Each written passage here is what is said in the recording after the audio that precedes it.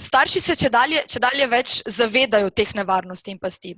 Veliko več prihajajo k nam preventivno, kar se mi zdi super, kar se mi zdi, da je zelo dobro, torej starši so res postajajo čedalje bolj ozaveščeni in pridejo k nam preveriti, ali je situacija doma še ok, ali je že problematična, kaj bi še lahko sami naredili, da bi zaščitili svoje otroke. Tako da tukaj se mi zdi, da je to res ena taka stvar, ki gre staršem zelo v redu, se pravi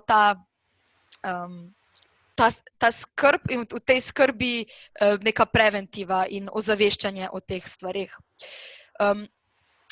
Kar se pa tiče otrok, pa se mi zdi, pa tudi mladostnikov, se mi zdi, da če uspemo vzpostaviti nek res pristen stik z njimi, da nam zaupajo, so zelo razmišljujoči, zelo razumevajoči,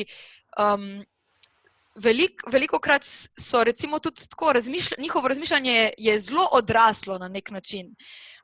Jaz ne bi rekla, da je samo to, da zdaj delamo iz otrok, da tehnologija dela iz otrok neke rastline, ki ne znajo razmišljati svojo glavo. To v bistvu ni res. Zelo so razmišljujoči ti otroci in mladostniki, zelo so pametni, zelo znajo poiskati informacije na spletu in ga uporabljati tudi v zelo kreativne namene, a ne.